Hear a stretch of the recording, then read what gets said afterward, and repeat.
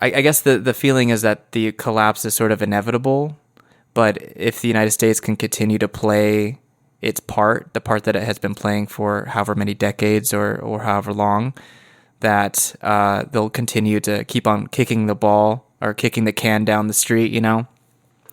I don't think it's going to work that well because part of it is economic dominance, and that's waning. The United States is a smaller and smaller share of the global economy. The way the size of the U.S. economy is calculated is basically taking all of the mutual back scratching that goes on within the United States, all of basically the service economy within the United States is huge. Most of the products being sold are imported and foreign made. Domestically, the United States produces lots of incredibly overpriced services, especially in medicine and education, legal services, all kinds of business consulting, outrageously expensive banking with all kinds of fees, all of that stuff, right? These are all services where Americans provide services to other Americans, and then they claim that they've made something of value. What difference does that make to the rest of the world? It's just this giant black hole where nothing emerges from it. Something happens inside, but why should the rest of the world care? But in terms of actual productive activity that goes on in the United States, if you subtract all of this stupid internal overpriced service economy stuff, it's a relatively tiny economy, much smaller than China, probably smaller than Russia. So I think that eventually this is going to catch up with it because the only way it can perpetuate the scheme is by taking on debt faster and faster, not just more and more debt, but it's taking on debt faster and faster. It's a runaway train to nowhere. Okay. So at some point, it's just going to crack. That's going to be a big event. Right. Yeah. And by comparison, what does Russia say? And I know that I bring up Russia because you do write a great deal about Russia, and I think it's actually quite enlightening because, again, being situated in the United States, so much of how Russia is discussed is through the framing of it being like this evil empire that's going to usurp America's hegemonic control over other nations and whatnot.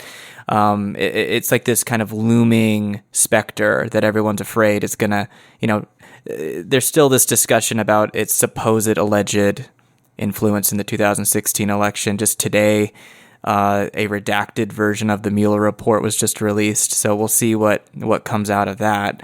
But this sort of obsession in American media about Russia being this boogeyman, But you always provide a pretty lucid analysis of what's actually happening in Russia and how Russia actually approaches the United States and treats the United States on the international stage. So compared to where the United States is, how would you say, what is Russia? What is its development? How is it proceeding into the future? Well, so far this century, it's been an absolute stunner in terms of how well Russia has done and how well Russia continues to do. And everything that the United States has done has been very helpful to Russia, extremely helpful. For instance, Russia has rearmed. The armed forces of the Russian Federation now are, light years ahead of where they were at the turn of the century.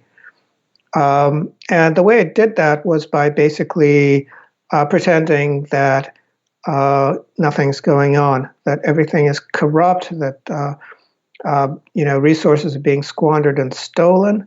They tried very hard to paint that picture. So everybody in Washington just pretty much assumed that Russia was down for the count, that it wasn't going to be able to do anything militarily at all, that it's just no longer a threat, and that it can be crushed at will.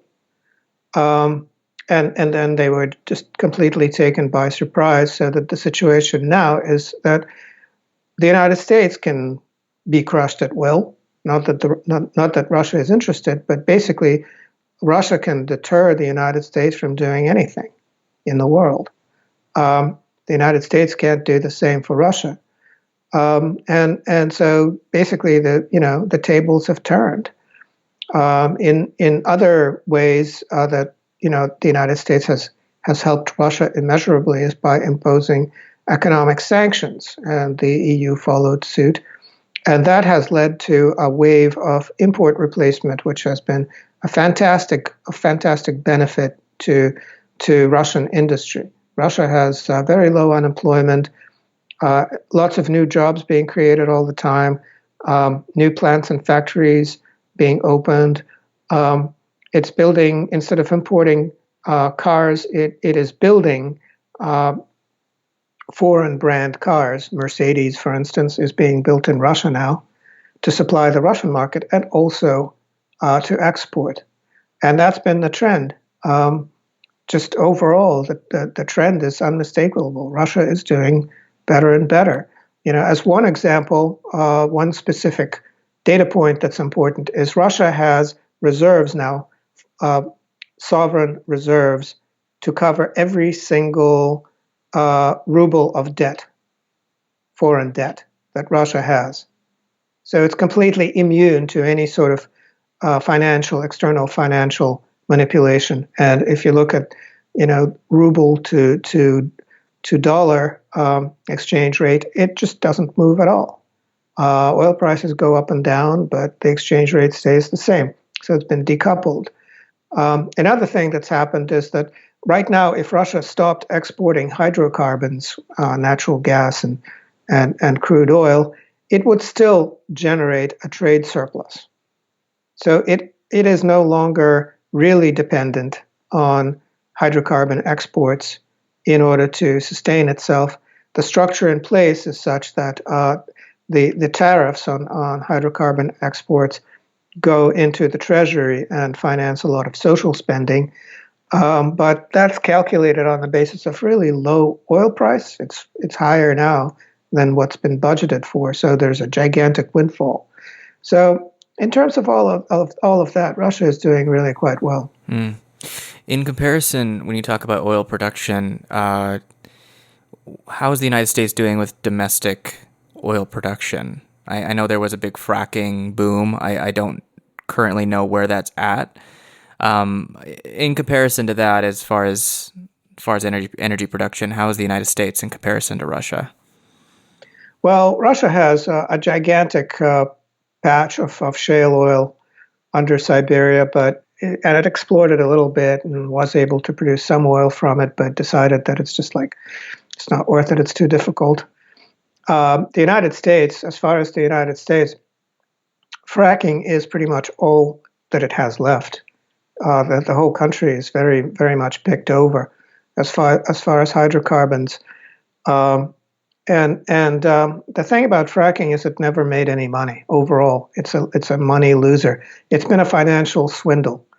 Basically, it was a way to convert people's retirement savings into smoke. It's like into dirty air. There are a lot of problems with it right now, which is basically all the sweet spots have been drilled out pretty much. So the fracking companies are finding it more and more difficult to find promising places to drill. Depletion rates are going up. Well productivity is going down, even though they're drilling longer and longer laterals, which are horizontals that are drilled and then fracked to take advantage of the thin layer that shale oil exists in generally, just a few meters thick. So all of that is kind of going badly. They've been able to, quote unquote, optimize production by just getting rid of quality controls. So now they're having a lot of trouble selling fracked oil. A lot of importers, such as South Korea, are basically refusing to take delivery because the oil that they're being sold by the Americans are gumming up their refineries and costing them a lot of money in equipment repair.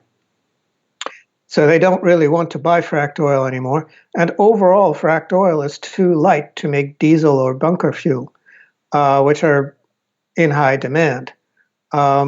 previously that was done by mixing in Venezuelan oil, but the United States has imposed sanctions on itself and no longer imports Venezuelan oil. Actually, it started importing Venezuelan oil again, but not as much as before.